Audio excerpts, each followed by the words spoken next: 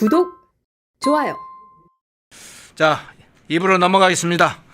자, 이재명 민주당 지지율 특히나 민주당 지지율 30%대로 떨어진 결과가 나왔는데, 자, 이 부분의 전문가 배종찬 인사이트 K 연구소장님 모시고 시작해 보겠습니다. 어서 오십시오. 안녕하십니까, 배추도사 배종찬입니다. 예, 배추도사님. 네. 물가 요즘 어때요? 물가 정말 많이 오른 것 같아요. 막 많이 오르죠. 예, 요즘에는 가장 큰 게 여러분들 식사비입니다. 식사비인데 네. 이제 이게 문제가 뭐냐면 사람들이 제가 한 끼에 4,5천 원 이런 이야기하면 원시 시대 사람으로 알아요. 요즘에는 15,000원 이게 그냥 뉴노멀입니다. 뉴노멀. 그러니까 어느 식당을 가도 냉면 15,000원. 여기다가 조금 더 커피 한 잔 하면 2만 원. 그러면 얼마입니까? 매일 2만 원씩 한 달 내내 점심 저녁 이것만 해도 수십만 원입니다. 돈 100만 원이 나와요. 그러네요. 그러니까 지금 물가가 계속 올라갈 수밖에 없는 것이고, 지금 이게 전 세계적인 인플레 현상 무서워요. 무서워요. 그러니까 약간 여러분들 이게 있습니다. 슈펜글러가 한 이야기인데 이게 순환론이에요. 예, 네. 보면 기억나는 게 약간 이게 순환돼서 돌아가는 것 같아요.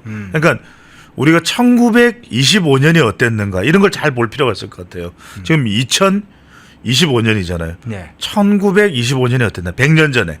이걸 보면은 앞으로 그때도 전쟁이 막 있어. 기억나실 거예요. 그죠? 네네. 그러다가 2차 대전이 빵 하고 터진 게 1930 몇 년 그때 40년 37년 40년 이런 네. 때 아니겠습니까? 네네. 그런 게 오는 거 아닌가? 북중러. 지금 대통령이 한미 정상회담을 하고 왔다는 그날 뉴스가 대통령의 정상회담 내용보다는 북중러가 더 많아요. 지금 떡하니 푸틴, 시진핑, 김정은 세 명이 베이징 막루에 서서 뭘 하겠다는 겁니까? 야, 우리 26개국이야. 26개국 뭉쳐가지고 한국, 일본, 미국 한번 해봐. 네. 저는 저는 이게 위협이에요. 그렇지 않습니까? 26개국이라는 나라하고 아무리 미국이 세계 최강대국 국방비만 천조 국가라 그래도 26개국이 달려드는 거 쉽지 않아요. 인구가 얼마입니까? 중국 14억. 네. 인도도 요즘 관세 50% 때려가지고 모인디라 인도 총리가 지금 심기가 불편해요. 그럼 미국이 3억 5천에 미국이 28억에 중국 인도하고 맞다이를 떤다? 이거 여러분들 무서운 이야기입니다. 무서운 이야기예요. 자, 그러면 실제로 여론조사 한번 네. 살펴보겠습니다. 먼저 이재명 국정 지지율을 보고 뒤에 가서 당 지지도로 살펴볼 텐데요. 네. 먼저 이재명 국정 지지율에 관한 여론조사가 계속 나오고 있는데, 간단히 설명드릴게요. 지금 예. 발표된 것 중에서 긍정 지지율이 제일 낮게 나온 게 지난 22일과 23일, 그러니까 한미 정상회담 전이에요. 네네. 전에 실시된 이 에브리 리서치 조사인데 긍정이 45.6, 부정이 50.9예요. 아니, 부정이 훨씬 높네요. 부정이 높아요. 네. 그러니까 이게 한미 정상회담이 포함이 안 된 조사인데 긍정이 45.6, 부정이 50.9. 이게 제가 무슨 말씀드리냐면 6월 3일 대선 이전으로 돌아가 버렸어요. 그때 한참 재판 리스크 있을 때 이재명 대통령, 이재명 대표에 대한 긍정 여론이 썩 좋지 않았단 말이 기억나실 거예요. 네. 그런데 그게 무마되고 그냥 이 대선에서 이제 지지층들이 결집되고 대선에서 당선되고, 그러니까 말 그대로 허니문 효과를 누렸죠. 그래서 리얼미터 조사 추세를 보면 한 60%대 중반까지 올라간단 말이에요. 네. 그런데 왜 꼬꾸라졌겠어요? 왜 꼬꾸라졌습니까? 이게 뭐냐면 이재명 대통령은 중도 보수 확대한다고 이야기했습니다만 정작 이 진행되고 있는 또는 보이고 있는 그런 국정에서는 중도 보수 확장이 안 보이는 겁니다. 왜? 조국 윤미향 사면했잖아요. 그렇죠. 그리고 내란 특검, 그 다음에 지금 최혜병 특검, 김건희 특검은 특검 연장한다는 이야기가 나와요. 그때 뭐라 그랬습니까? 대선 때 분명히 정쟁으로 너무 시간 끌지 않겠다 얘기했지 않습니까? 그러면 그건 국민들이 생각했을 때는 6개월 이내가 아니라 한 100일 이내예요. 그냥 빨리빨리 속전속결해서 이거 다 정리하고 그 다음에로는 정말 말 그대로 민생 정치로 넘어가는 대통령의 모습, 통합의 모습. 이미 문재인 정부에서 많은 국민들이 정말 딱 했었잖아요. 네네. 근데 그게 재현되지 않기를 원하는데 그대로 그 이상으로 재현되는 모습에 빨리 올라갔던 지지율이 다 반납이 된 겁니다. 근데 제가 더 무서운 이야기를 드릴게요. 여기서 네. 세부 분석이 필요가 없어요. 왜? 긍정이 부정보다 낮다. 부정이 긍정보다 높다라는 것은 데드크로스가 된 거잖아요. 네. 이건 대부분이 지금 연령이나 지역별로 보더라도 골수 콘크리트 지지층들 있잖아요. 그러니까 이재명 대통령이나 지금 민주당의 콘크리트는 40대예요. 40대. 40대는 묻지도 따지지도 말고 그냥 지지해요. 뭐 이런 지역도 호남 빼고는 다 지금 또 부정평가가 높은 겁니다. 잠깐만요. 에브리서치 여론조사 결과를 좀 아까 보여드렸으니까 자 미디어 토마토 한번 여론조사 결과도 한번 볼까요? 그러니까 저것도 부정이 저것도 좀 높게 아니 나왔네요. 그러니까요. 제가 이 이야기를 하려는 거예요. 자 보세요. 네. 긍정이 48.3인데 부정이 48.8이잖아요. 네. 근데 제가 뭐라고 그랬습니까? Every Research는 22, 23일이에요. 뭡니까? 한미 정상회담, 한일 정상회담 전이에요. 예. 그래도 지금 보면은 대체로 우리 언론도 그렇고 한일 정상회담에 대해서는 별로 이견이 없어요. 잘 됐다.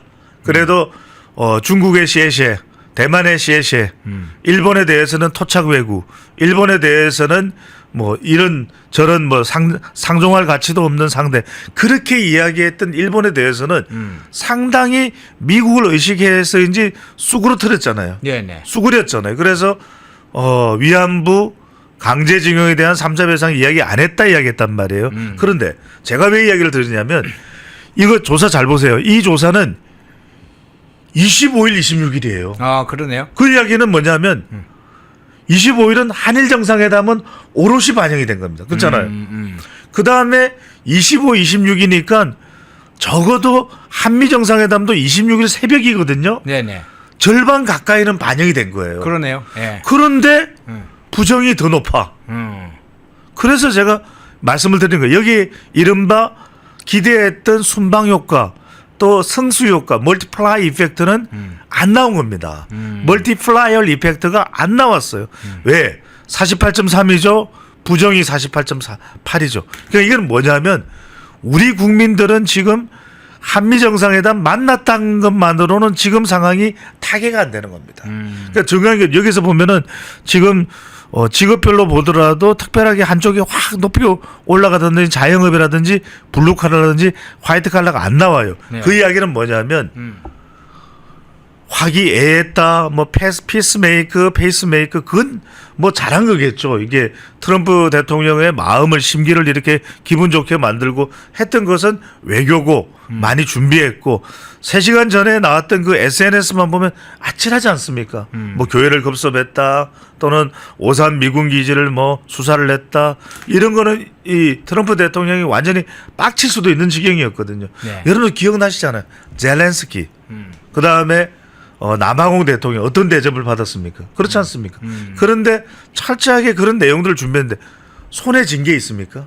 손에 쥔 게 없잖아요. 그러니까 지금 여러분들이 봤을 때는 중요한 것은 이렇게 미국 가서는 그 시간 동안은 화기애애했지만 정작 국내로 보면 어떻죠? 일요일 날 노란봉투법이 통과가 됐습니다. 네네. 그렇죠. 그 다음에 지금 더 센 상법이 통과가 됐어요. 방송법이 통과됐어요. 그 다음에 지금 검찰 쪼개는 것도 계획대로 돼가고 있어요. 심지어는 이따가 이야기를 드리겠습니다만 이런 내용들을 제가 드리는 말씀은 뭐냐면 본다는 거예요. 네. 제가 무서운 이야기 하나 더 드릴까요? 자, 여론조사는 이게 수치로 나오는 거잖아요. 빅데이터는 조금 앞서갑니다. 왜냐하면 빅데이터야말로 밑에 완전히 밑바닥에 정서를 조사하는 거잖아요. 그렇잖아요. 네, 네. 이건 물어보는 것이 아니라 직접 물어보는 것이 아니라 여러 가지 지금 온라인상에 있는 그런 숫자나 아니면은 글로 되어 있는 자료들을 가지고서 분석을 하는 거예요. 그런데 그 분석 내용은 이미 이 수치가 나왔어요. 아 그랬어요? 이미 선행에서 먼저 나왔어요. 선행에서 나왔다는 거예요. 아. 그래서 제가 이게 여론조사에서도 이렇게 나올까 이렇게 생각을 했는데 나오는 거잖아요. 그래서 제가 무섭다는 거예요. 그래서 민심은 천심이다. 천심은 민심이다. 아니 제가 어떤 사용하고 있는 이 빅데이터 엔진은 누구나 사용할 수 있습니다. 제가 거짓말 거짓부렁할 수 없잖아요. 제가 그래서 계속 궁금했어요. 여론조사에서는 뭐 50몇 프로 나오는 긍정평가도 있는데 왜 빅데이터는 긍정이 부정보다 낮고 부정이 높고 긍정이 한 45 정도 나오더라고. 에브리 리서치 45 그대로 나왔잖아요. 아, 그렇군요. 그래서 제가 이게 무섭다는 겁니다. 근데 제가 왜 이런 말씀을 드리냐면 그러면 대통령실에서는 월급 받고 뭐 점심 제공받고 저녁 제공받고 이런 분석 안 하겠습니까? 그게 네이버 출신도 있잖아요. 그렇죠. 띠리띠리띠리띠리 대통령 지지율 띠리띠리띠리띠리 다 하겠죠. 네. 그런데 우상호 정무수석이 정말로 무서운 이야기를 했어요. 지금 아직 100일도 안 됐는데 그 자료를 줬다 그랬잖아요. 5% 지지율 떨어집니다. 그러니까 바깥으로 공개된 게 55% 떨어진다고 얘기했다면 실제로는 대화의 실제 내용은 10% 떨어질 수 있습니다. 그 이야기를 했을 거예요. 그런데 그걸 묵살한 겁니다. 청구서가 들어왔는데 어떡하겠습니까? 가야죠. 너무 일찍 와버린 거예요. 보통 이런 청구서도 좀 한 1년 정도 기반을 다져놓고 할 일이거든요. 네. 그러니까 뭐 크리스마스 특사가 됐든 아니면은 현기 한 70% 정도는 하고 사면을 하든 더군다나 강복절 특사로 윤미향은 또 뭡니까? 그러니까 여기다가 뭐 진짜 택시 기사 목조는 그러니까 제가 그때 이야기를 들었잖아요. 그러면 정치인들은 버스 타서 버스 기사분들 안 박으러도 되겠네. 그러면서 난리 법석을 떨면은 이게 정치인이 뭐 하는 거요? 뭔 소리야? 난 곧 사면 복권데 조용히 해. 이렇게 그 정도는 다 사면 대상이에요? 아니 지금 벌어지고 있는 내용들을 보십시오. 사면 복권의 내용을 말씀드리는 겁니다. 사면 복권이 잘못됐다는 것이 아니라 이 제도가 잘못됐다는 거 그거는 뭐 이제 법제적으로 검토를 해볼 필요가 있지만 이번에 줄줄이 나왔던 사람들의 내용들이 사면 복권을 과연 받을 수 있는 사람이냐는 거 시기적으로도 그 분노가 아직까지도 안 끝나고 있는 거죠. 그러니까 이제 사면 복권은 조금 가라앉으면서 지금 여러분들 이 대통령의 부정평가에 대한 패러다임이 뭘로 넘어가고 있냐면 경제로 넘어가고 있어요. 그런데 거듭 말씀드립니다. 이 경제 관련해서 방기업법이 통과되죠. 또 사법 장악된다고 지금 난리죠. 이런데 이걸 추가 민생 소비 쿠폰으로 뭐 이준석 개혁신당 대표가 이야기했던 후주성 쿠폰 주도 성장 안 됩니다. 이게 여론에 나쁘지는 않을 수 있겠지만 그렇다고 해서 이 약발이 대통령의 지지율을 끌어올리는 데 도움이 될 것이다. 이미 약을 다 써버렸어요. 그래서 그걸로 약발을 올리겠다고 판단하면 오산이다. 착오다라는 말씀. 알겠습니다. 자, 이재명 지지율을 살펴봤고요. 정당 지지도 한번 보겠습니다. 정당 지지율도 살펴보겠는데 자, 정당 지지율 한번 띄워주시겠습니까? 민주당의 40% 지지율이 무너졌다. 그 결과네요. 핵심적으로는. 그렇죠. 네. 그렇죠. 제가 무슨 말씀드리고 싶었냐면 대선 전에도 지금 팽팽하죠. 네. 팽팽하잖아요. 대선 전에도 대선 직전에 여러분들 기억나십니까? 여러분들 많이 잊어버리는 분들이 지금 계실 수도 있어요. 좀 시간이 지났기 때문에 네. 김문수, 이준석 표를 더하면 더 많아요. 아시잖아요. 그 이야기는 뭐냐면 제가 그래서 드리는 말씀이요. 아직 임기 100일도 안 됐는데 6월 3일 대선전으로 돌아가 버린 겁니다. 이게 이른바 국민의힘에서는 장동열, 전환길 막 이렇게 뭉치는 상황이 벌어지게 되는 이유가 될 수 있는 거죠. 왜? 이 지표를 보는 순간 뭐라고 하겠어요? 국민의힘에서는 지금 우리가 내부에서 서로 간에 총질할 일이냐 이런 이야기가 나올 수밖에 없어요. 왜? 37.3이니까 조금 더 수위를 강도를 높이면 40이 되고 그럼 우리가 앞설 수 있고 내년 지방선거는 어차피 여러분들 지방선거는요 정당 지지율의 전쟁이에요. 아니 우리 허앵크께서도 아시겠지만 뭐 시장 정도까지는 알 수 있어요.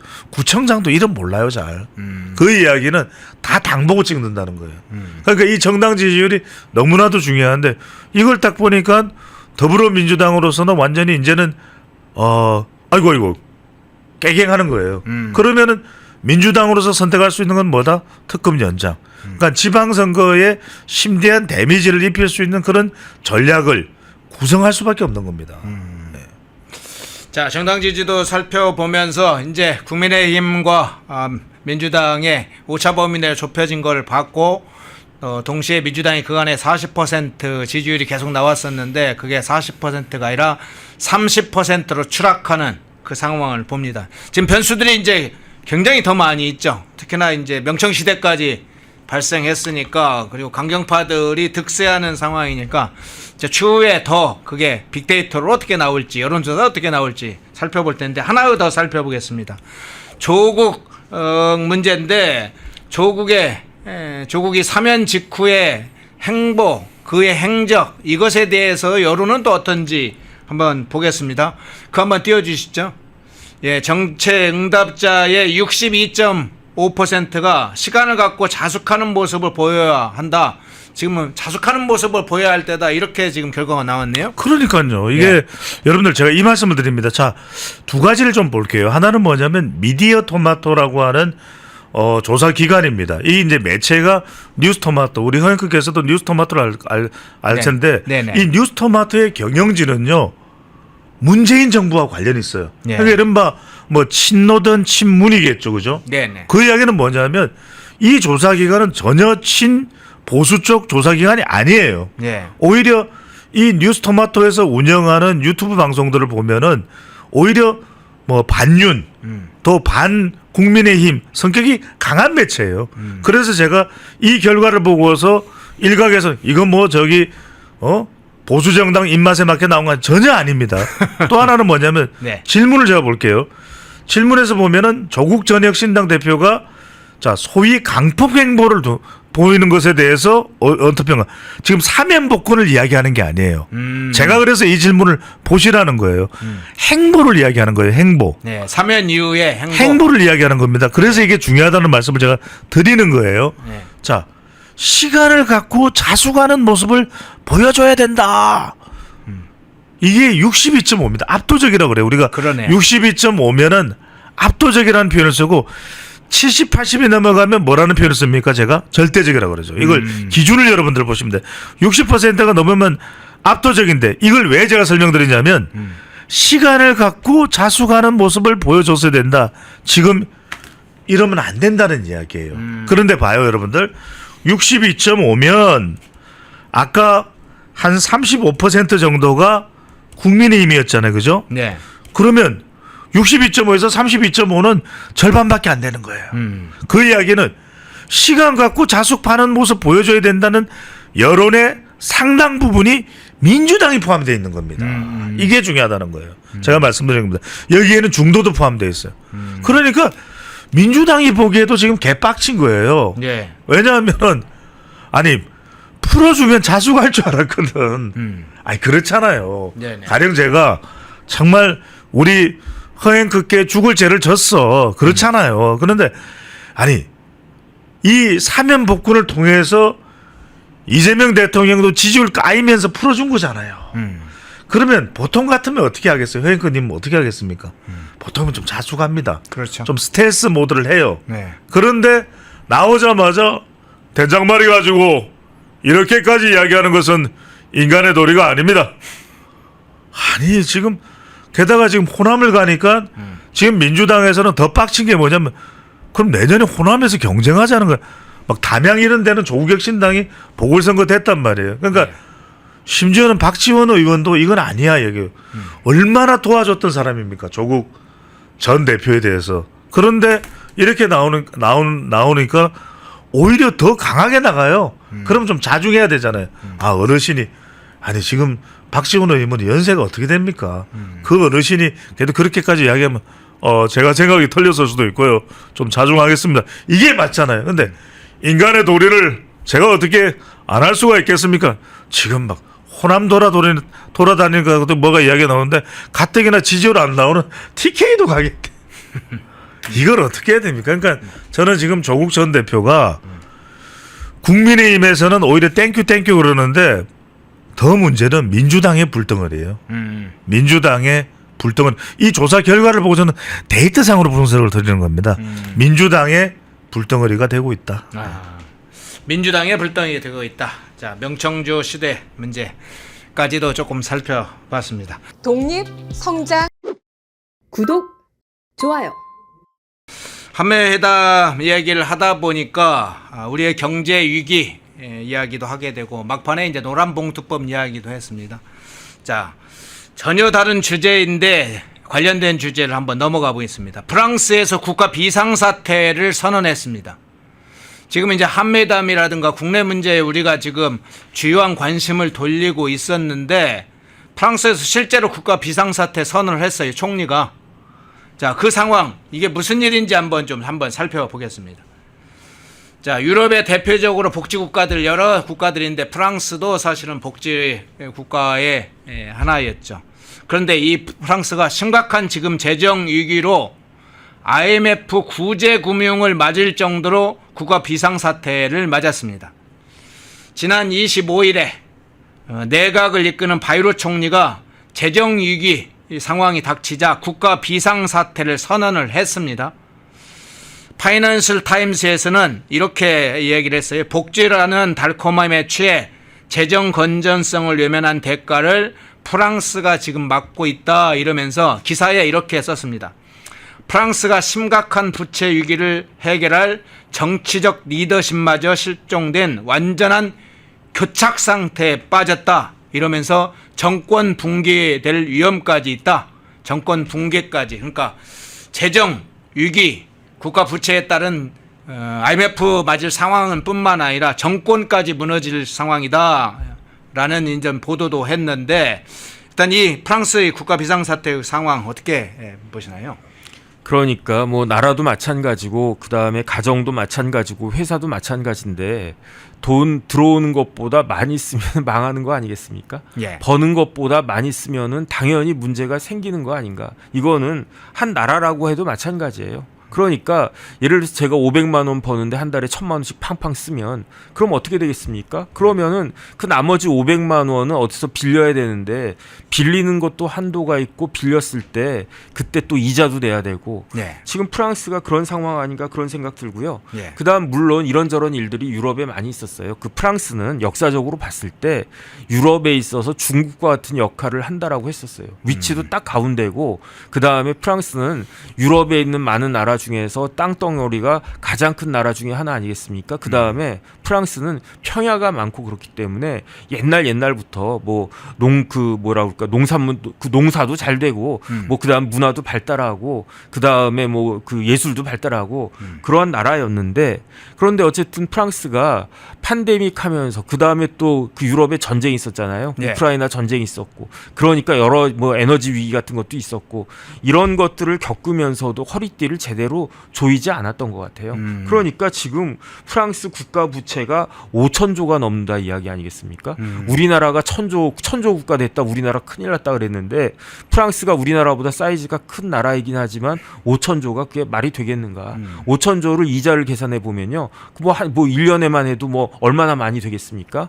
그런데 프랑스는 역사적으로 봤을 때 재정이 그 옛날 이렇게 왕정 시대부터 좀 그렇게 방만하게 운영됐던 경우가 굉장히 많았는데 네. 지금 같은 21세기에도 그러한 현상이 그 벌어지는 것이 아닌가. 그래서 뭐 그런저런 이야기는 할 수가 있는데 그런데 이게 사실은 남의 말 같지가 않다는 거죠. 그러니까 우리나라도 언제든지 이렇게 그 돈을 모으는 건 어려워도 그 부자가 망하는 거는 그건 뭐 그렇게 어려운 거 아니지 않습니까? 그러니까 우리나라도 반면교사 삼아가지고 진짜 허리띠 잘 졸라매고 그 다음에 기업들이 그 돈 잘 벌어올 수 있는 그런 환경을 그렇게 조성을 해줘야 되는데 어쨌든 이런 부분들 시사한 바가 크다고 생각이 됩니다. 예. 지금 한국도 지금 국가 부채가 급격하게 늘고 있죠.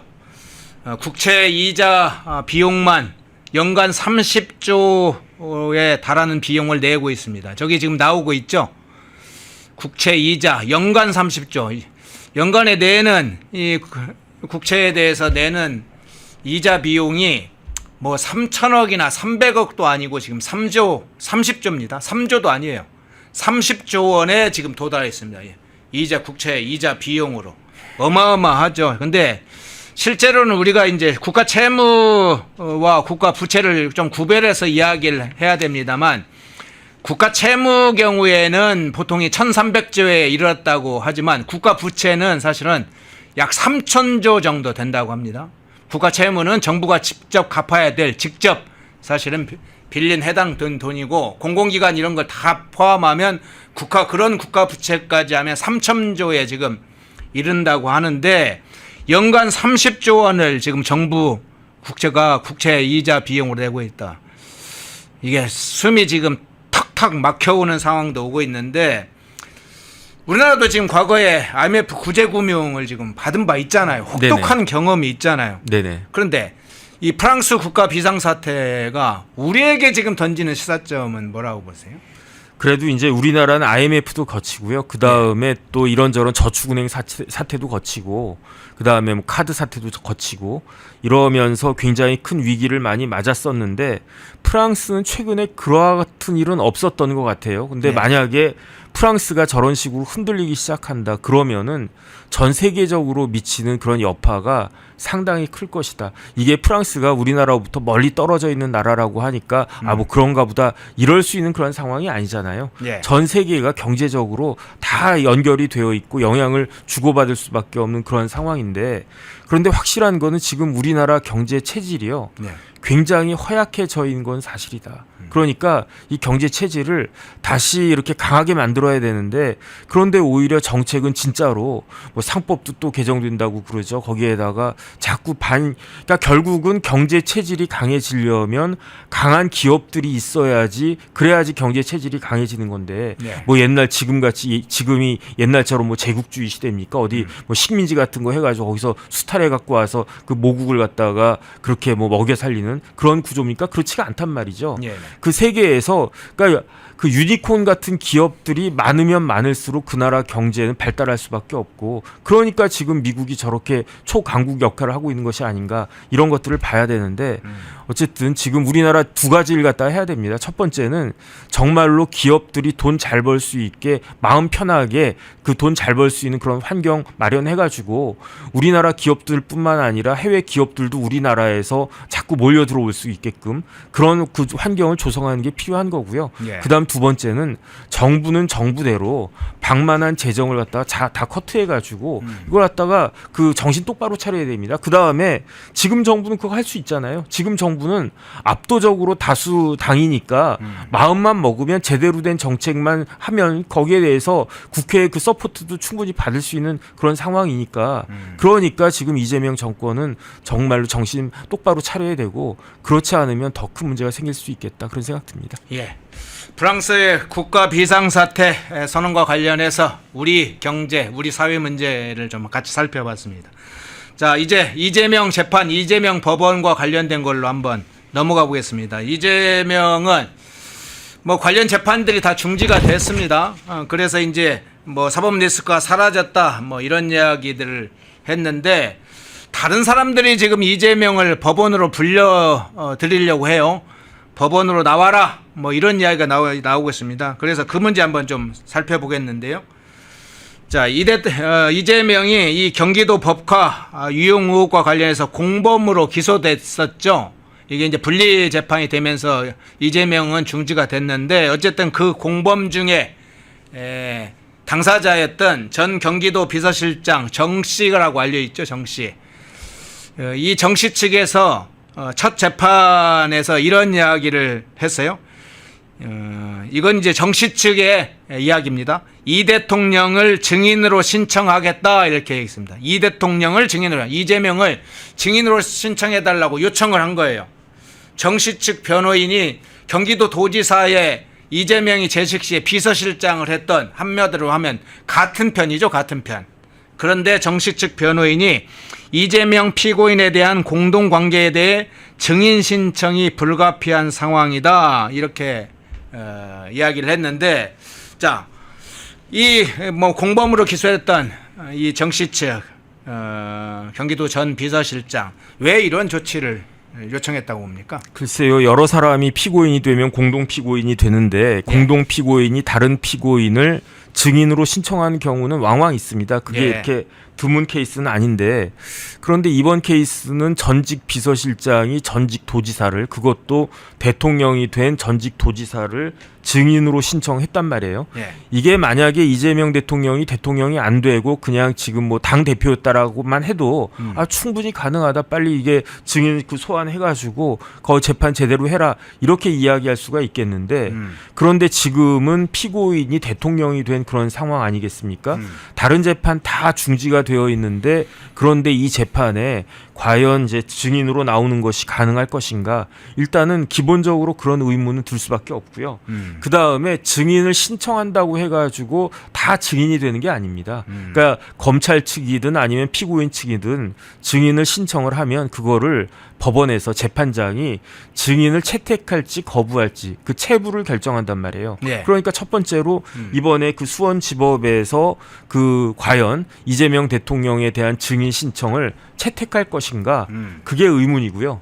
그 다음에 만약에 뭐 거부한다 증인 신청을 갖다 채택하지 않겠다 그러면 증인 신청 자체가 의미가 없어지는 거고 그 다음에 이제 증인으로 만약에 재판부에서 이재명 대통령을 채택한단 말이에요. 예. 그럼 그 다음에 또 어떤 문제가 생기냐면 과연 채택된 증인이 출석할지 여부도 그것도 또 증인 마음이란 말이죠. 그러니까 뭐야 채택은 됐지만 나는 증인으로 나가지 않겠다 이렇게 해버리면은 또 법원에서는 할 말이 없어요. 왜냐하면 피고인도 아니고 피의자도 아니고 그렇기 때문에 이걸 갖다가 뭐 강제로 소환하거나 그럴 수 있는 방법이 별로 없고 결국엔 뭐 과태료 정도 좀 매기고 말 텐데 과연 뭐 과태료를 매길 수는 있겠죠. 하지만은 뭐 과태료 매긴 다음에 그래도 나 끝까지 안 나가겠다.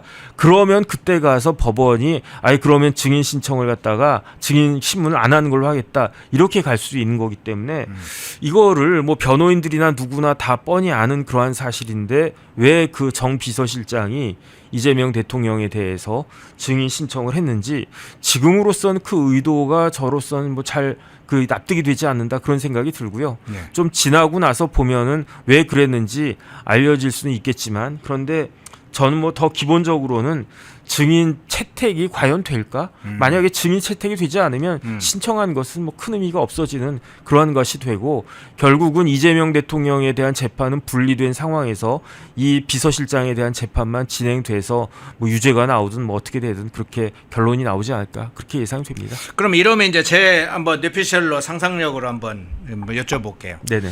이재명은 이제 법카 유용 의혹과 관련해서 법인카드의 최종 뭐 책임에 대해서는 경기도지사가 책임을 지니까 공동정범으로 되어 있습니다만 어쨌든 법화 유용과 관련해서 이 이재명과 김혜경이 핵심적인 사실은 이 사건의 주범이라고 볼 수도 있을 텐데 이재명이 이 사건에 관련해서 증인으로 나오지 않는다면 이 정씨 측의 입장에서는 이재명을 끌어들여서 어쨌든 재판을 뭔가 증인으로 나오든 안 나오든 받아들이지 않든 재판을 끌어들여서 이게 이재명이 증인으로 나오지 않는다 그런 상황이 오면 중요한 어떤 증인이 나오지 않으니까 재판을 좀 연기를 해달라 또는 중지를 해달라 이런 것을 생각하고 이재명을 끌어들이는 전략을 쓰지 않았을까 이렇게 한번 상상을 해보면 어떻습니까? 그거는 재판부의 결정에 달린 문제예요. 예. 왜냐하면 이제 이 사람이 아마 구속되지는 않았을 것 같고 그 구속 재판이라고 하면 기간이 있으니까 그래도 재판이 빨리빨리 진행이 되는데 그런데 구속되지 않은 상황에서는 재판 뭐 질질 끄는 거는 그거는 결국은 당사자가 재판을 그렇게 연기시키고 하는 것도 어느 정도는 가능하지만 한계가 있는 거거든요. 예. 만약에 담당 재판부에서 그냥 나는 지금 뭐 이런저런 이유로 인해 가지고 대통령이 공동 피고인인데 내가 어떻게 재판하나 이런 부담이 있다 해가지고 재판 안 할래 뭐 임기 끝날 때까지 이런 식으로 생각한다라고 하면 뭐 어쩔 수 없는 건데 과연 그 담당 그 재판장이 어떻게 진행할지 그래서 지켜봐야 된다는 그런 생각 듭니다. 예. 이재명이 국익을 위해서 실용을 위해서 법의 정의를 위해서 증인으로 서주면 좋긴 하겠네요. 이재명이 한번 수원지법으로 나가서 시간 좀 내시면 좋을 것 같아요.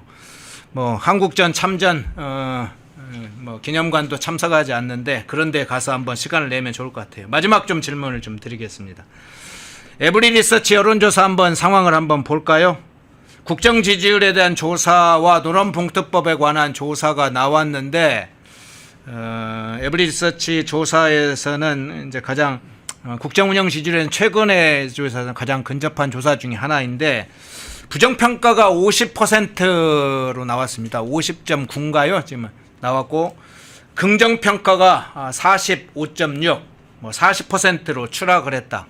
직전 조사와 비교할 때 10% 이상, 10%포인트 이상 떨어졌다. 50%대에서 40% 중반으로 떨어졌다. 이 국정운영 평가가 나왔고 노란봉투법에 관련해서도 조사를 했는데 노동계 주장에 동의하느냐 경영계 주장에 동의하느냐 뭐 이렇게 물어봤어요. 노동계 주장에 동의하는 게 35.3%, 경영계 주장에 동의한다 53.4% 나왔는데 이 국정지지율가 노란봉투법 관련해 공동으로 조사를 했는데 어떻게 평가를 하세요? 저건 진짜 놀랄 만한 수치가 아닌가 저는 그런 생각이 드는 게 첫 번째로 예. 이재명 정권 출범한 지 아직 3개월도 안 됐습니다. 3개월도 되지 않았는데 부정평가가 저렇게 높다?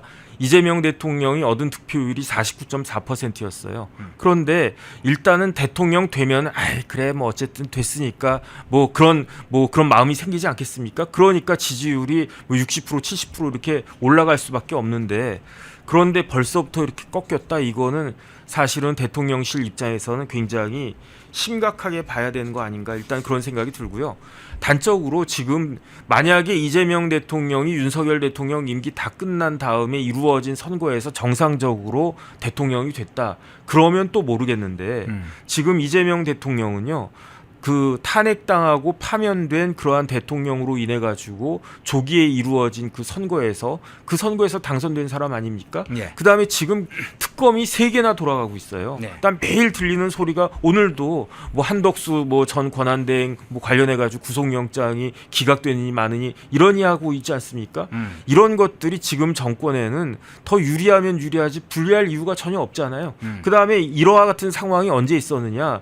전 대통령 때 있지 않았습니까? 문재인 대통령 때 그때 계속 뭐가 있었냐면은 뭐 박근혜 대통령부터 시작해가지고 김기춘 비서실장 뭐 조윤선 장관 해가지고 재판받고 수사받는다 그런 그 기사가 도배를 갖다 했었으니까 문재인 전 대통령 때는요 1년차 때 대통령 지지율이 예. 70% 밑으로 떨어진 적이 없었던 것 같아요 제 기억에. 예. 그렇다라고 하면 지금 그때나 지금 이재명 대통령 때나 지금이나 큰 차이가 없는데 그런데 지지율은 이렇게 큰 차이가 난다.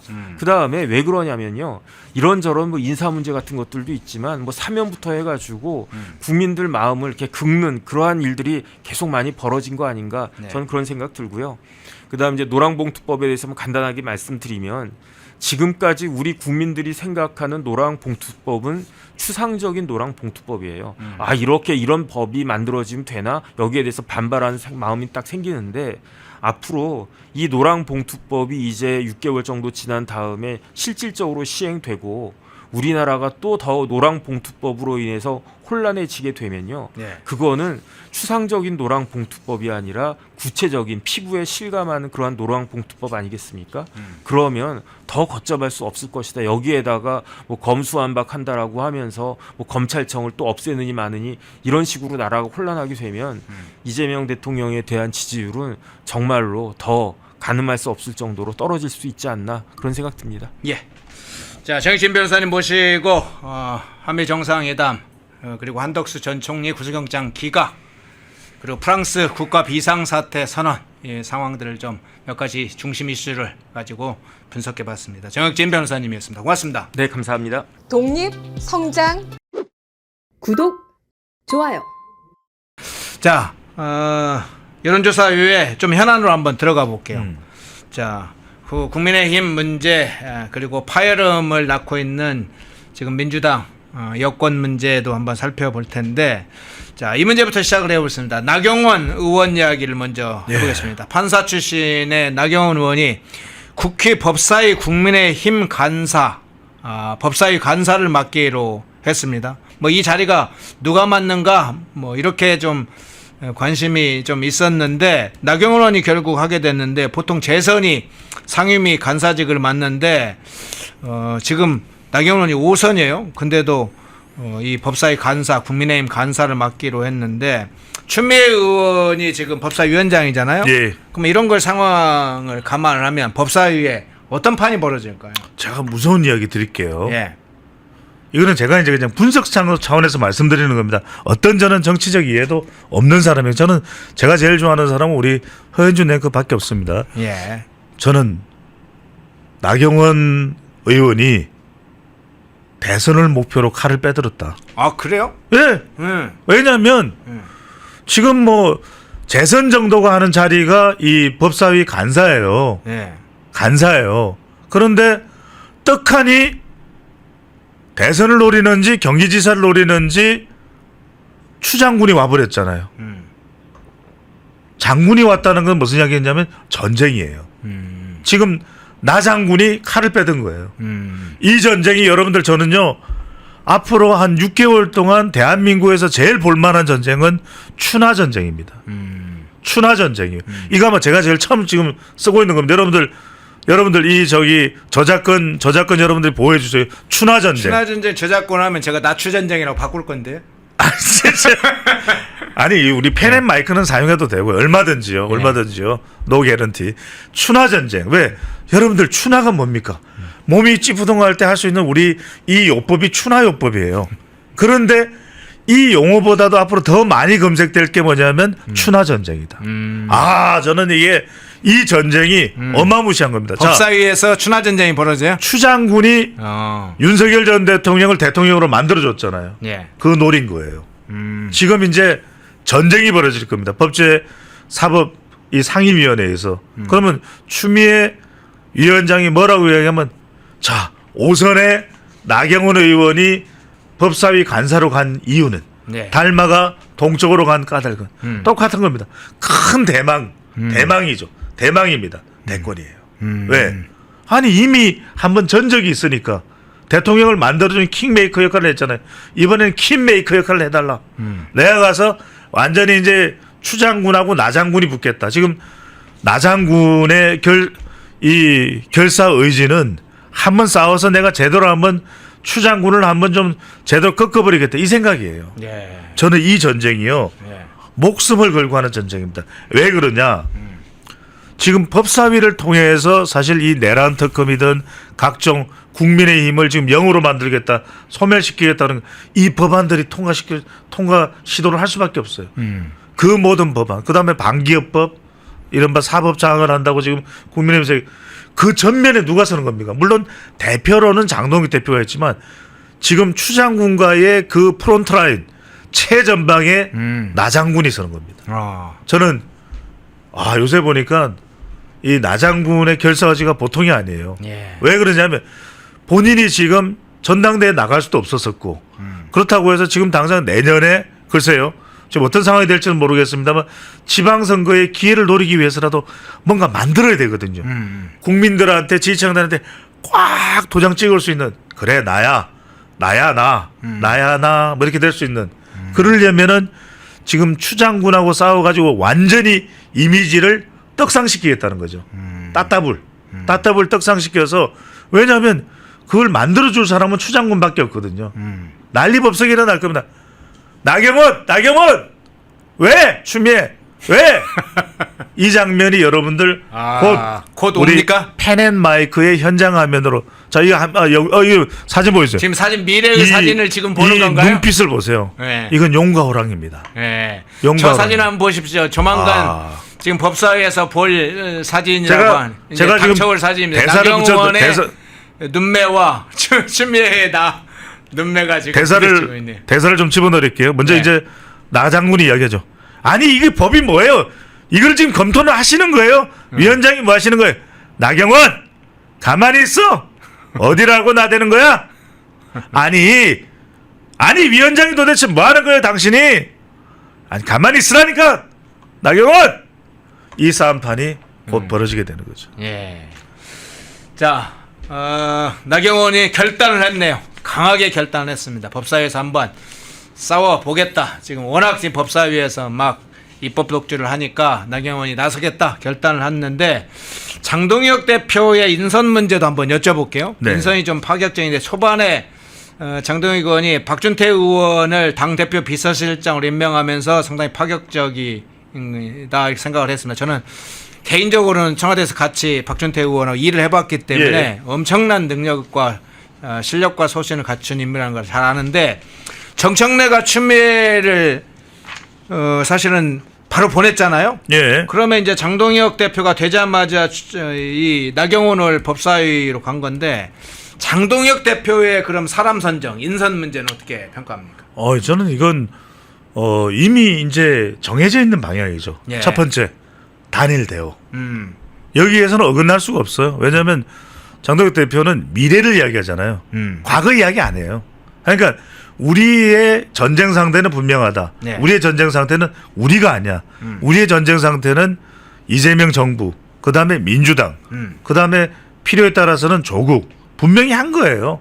분명히 한 겁니다. 그래서 일사불란한 겁니다. 왜냐하면 여기에서 주저주저 할 이유가 없는 것이거든요. 장 대표는. 장 대표에게 시간은 지금 내년 지방선거입니다. 1차는. 그러니까 이제 장 대표가 계속해서 지지율을 유지하고 그러니까 지금 과거를 돌아볼 시간이 없는 거예요. 왜냐하면 지방선거를 어떻게든 승리를 해야 되니까. 그런데 그 지방선거까지 가는 길은 얼마나 험난하겠습니까? 이거는 지금 삼장법사가 인도 가는 길보다도 더 험한 거예요. 네. 그리고 더군다나 지금 장동혁에게는 손오공도 없고 사후정도 없고 없어요. 저팔계도 없고.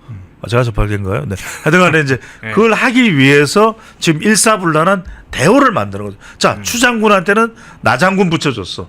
그 다음에 지금 박준태 의원이 보좌관 출신이고 굉장히 능수능란해요. 그런 대우를 이제 꾸려서 지금도 보면은 뭐 우리가 조금 장 대표하고 색깔이 다를 수도 있다고 보는 사람이 우재준 의원이고 그 다음에 양양자지만 그 두 사람이 그러면 지금 이런 큰 전쟁터에서 오히려 내부를 향해서 뭐라고 이야기할 수 있겠습니까? 못해요. 그러니까 전쟁터에서는 빨리 진영을 구성하는 게 중요하고 연차 내에도 그런 성격이 강했다. 그러니까 중요한 것은 지금 남아있는 다른 보직들, 지명직도 있고 이게 중요하고 그다음에 또 하나 중요한 것이 전환기를 활용 카드일 거예요. 그걸 어떤 식으로 내부의 어떤 이 갈등이 되는 것보다는 외부로 화력을 이제 방향을 설정하는 그곳에서 그런 용도로 그런 목적으로 전환기를 어떻게 활용하느냐 이게 밖에서 싸우는 전략. 그렇죠. 네. 이게 핵심이겠죠. 네네. 그러니까 그런 목적이라면은 뭐 김문수 뭐 누구라도 이야기 못할 사람이 없어요. 힘을 합하지 않을 사람이 없어요. 그러니까 이제 이걸 자꾸만 우리가 내부에만 이제 답이 안 나오는 문제잖아요. 제가 그때 허행크게도 말씀드렸어요. 지금 대통령 여사 이야기한다고 해서 답 나옵니까? 답 안 나오는 이야기예요. 그렇다고 해서 내부의 어떤 이야기 하는데 답이 나오느냐? 그 다음에 이제 뭐 지금 김문수 최고 같은 경우는 이제 당무감사 이야기하는데 그런 건 당헌 당규에 따라서 이제 착착착착 진행이 돼야 되겠죠. 네. 예. 자, 장동혁 대표의 지금 원래 이제 선명하게 싸우는 전투력이 있는 건 우리가 확인했지만 인선에 있어서 싸우는 국면, 전투력 있는 인선, 사람 선정 과정이 지금 돋보이네요. 자, 지명직 최고위원을 또 누구로 할지 또 그 후에 추가적인 인선 작업을 보면서 아마 또 장면을 보게 됩니다. 사무총장은 또 누가 할지 한번 그걸 지켜보시죠. 자, 여권 문제로 한번 넘어가 보겠습니다. 여권에서는 때 아닌 검찰 조직 이 개편을 두고 뭐 검찰 개혁이라고 민주당은 붙였습니다만 어쨌든 검찰청을 폐지하는 것을 핵심으로 하는 검찰 조직 개편 문제를 두고 지금 민주당, 이재명 정부, 그 다음에 조국혁신당이 서로 맞물리면서 싸우는 국면이 됐습니다. 크게 두 가지가 부딪히고 있는데 검찰 조직을 분할을 했을 때 중수청, 수사하는 역할을 하는 것이죠. 중수청을 어느 부처 산하에 둘 거냐, 행안부에 둘 거냐, 법무부에 둘 거냐, 이걸 가지고 하나 싸우고 있고, 두 번째는 검찰청이라는 이름을 유지하는 형태로 할 거냐, 중수청과 검찰청으로 구성을 할 거냐, 이게 정성호의 아니고, 기존의 민주당은 중수청, 공소청, 국가수사위, 뭐 이런 식으로 구성, 이걸 가지고 크게 지금 논란이 벌어지고 있는 서로 아주 묘한 검찰 조직 개편 문제로 지금 형국이 다투는 형국이 돼버렸네요. 자, 이걸 핵심을 보세요. 여러분들 네. 핵심이 뭐냐면, 자, 검찰의 검찰 조직의 이 수사와 기소를 분리하겠다. 네. 핵심은 뭡니까? 핵심은 검찰 힘 빼겠다는 거예요. 예. 그러니까 그동안 검사들이 권력을 누려왔다. 그걸 우리가 뭐 대대 계속 이야기해왔던 거잖아요. 뻔한 이야기잖아요. 그러면 어떻게 하면 검사가 정말 수사만 하고 제대로 이 범죄를 밝히고 그런 역할을 하고 권력을 부리지 마라. 검사는 권력 부리고 국민들 앞에서 뭐 책 집어 던지고 이런 건 역할이 아니다. 그거는요. 초등학생도 다 아는 이야기예요. 그러면 그걸 위한 것만 딱 하면 됩니다. 근데 네. 우리 시대가 이제는 또 많이 또 달라져서 그렇잖아요. 우리가 뭐 50년, 60년 다 사람들이 공부도 제대로 못하고 이럴 때는 그래도 고시패스한 영감님인 검사가 뭐라 그러면 꼼짝 못했단 말이에요. 그렇지 않습니까? 예. 50년 전에 이 배추도사가 만약에 검찰에 걸려갔다. 너 빨리 제대로 이야기 못해? 죄송합니다. 네네 검사님 제가 모든 걸 잘못하고 시인하겠습니다. 요새 그런 사람 누가 있어요? 거기에 빳빳하게 들고 내도 변호사 했다. 막 치아뿌라 막 네 검사면 다가. 내 사촌 동생이 검사다. 세상이 달라졌어요. 그러면 해야 될 검찰의 그 조직과 관련된 간명한 그것만 하면 되는 거잖아요. 그죠? 필요하다면. 근데 지금 뭐냐? 이게 왜 싸움판이 벌어지냐면 더 장악을 하겠다는 거예요. 그래서 이 사달이 나는 겁니다. 그러니까 지금 뭐냐면 정청래 대표는 검찰 싹 깔아 뭉개버리고 예. 보수 정당도 싹 깔아 뭉개버리고 이제는 민주당이 설계한 이 새로운 세상을 만들어야 된다라는 거예요. 근데 정성호는 어떤 사람이냐?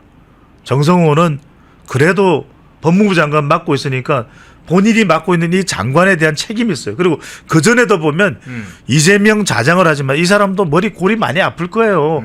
왜냐하면 이 사람은 어느 정도 합리적인 사람인데 어떨 때는 막 정말 개딸 소딸 막 난리가 나잖아요. 예. 그러니까 이거는 자기도 그런데 몰리면은 지금 어쩔 도리가 없는 겁니다. 망연자실해지는 거죠. 그런데 최근에 왜냐면 여러분들 가만히 생각해 보세요. 검찰 조직을 가장 잘 아는 부처가 어디겠어요?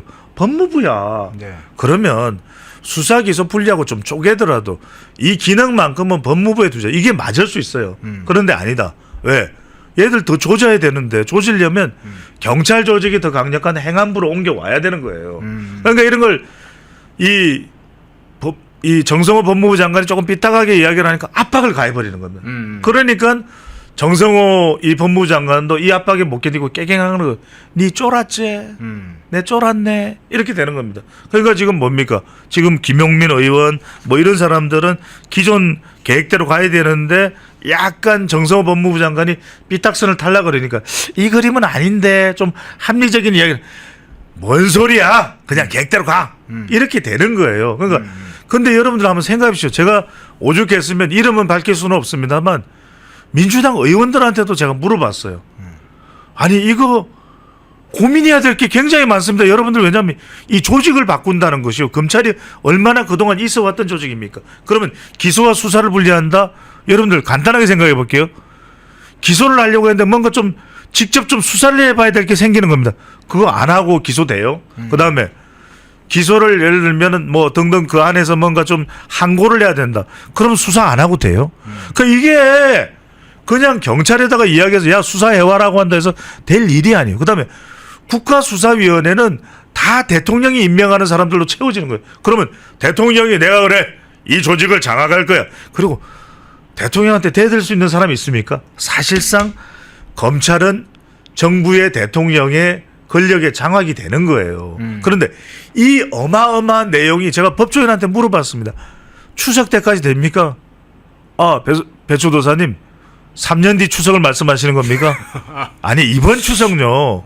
또 아주 이트 있는 조건을 해주시네. 아니 법조인이 그 이야기를 해요 저한테. 네. 아니 이번 추석요. 그럼 민주당은 항상 뭐라고 이야기하면 지금까지 우리가 얼마나 이야기를 많이 해왔습니까? 제가요. 제발 대통령실에서 이 조사 한번 했으면 좋겠어요. 우리 국민들한테 선생님께서는 검찰 깨부수자 이런 거 질문 말고 이번 이 조직 변화에 대해서 구체적인 내용을 알고 있습니까? 저는 5%도 몰라요. 구체적인 내용을. 그냥 그러려니 내가 알고 있으려니 이 무서운 이야기입니다. 잘 모르면서 우리가 통과시키는 게 수도 없어요. 노란봉투법 그러니까 뭐 노란 색깔이 뭐 다 좋게 생각하고 이게요 무서운 양곡 관리하는데 뭐가 문제? 양곡 관리하면 좋은 거잖아요.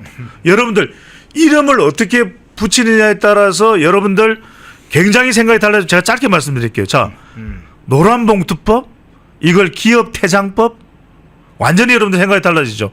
검찰개혁법, 사법장악법, 여러분들 생각이 완전히 달라지죠. 네. 양곡관리법, 양곡유출법, 양곡누수법. 여러분들요, 이 핵심을 가리키는 내용이 뭐냐에 따라서 완전히 국민들의 여론과 판단은 달라지는 거예요.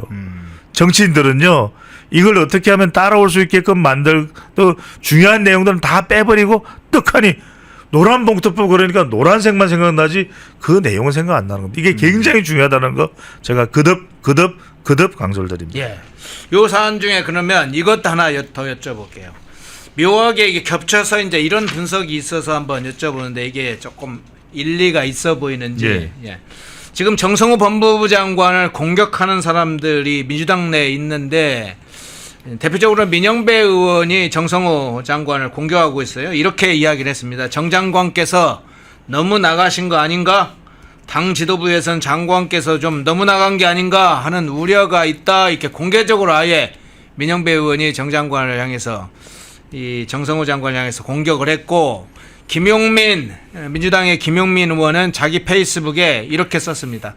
바꾼다고 모든 것이 개혁은 아니다. 개혁을 왜 하려고 하는지 출발점을 잊으면 안 된다면서 정 장관을 비판을 했는데 그 전에 비판됐었죠. 근데 이 페이북까지 또 올라왔는데 이걸 보면서 일부에서는 이 검찰 조직 개편을 둘러싸고 지금 정성호와의 갈등 문제에 대해서 철험회란 조직이 있었잖아요. 알죠? 예, 그 강경파 의원들하고 친명 간에 원래 원조 친명 간에 약간의 다툼으로도 보인다. 이렇게 분석하는 분들도 좀 있어요. 아이고, 너무 잘 본 거죠. 여러분들 예. 쉽게 설명을 드릴게요. 예.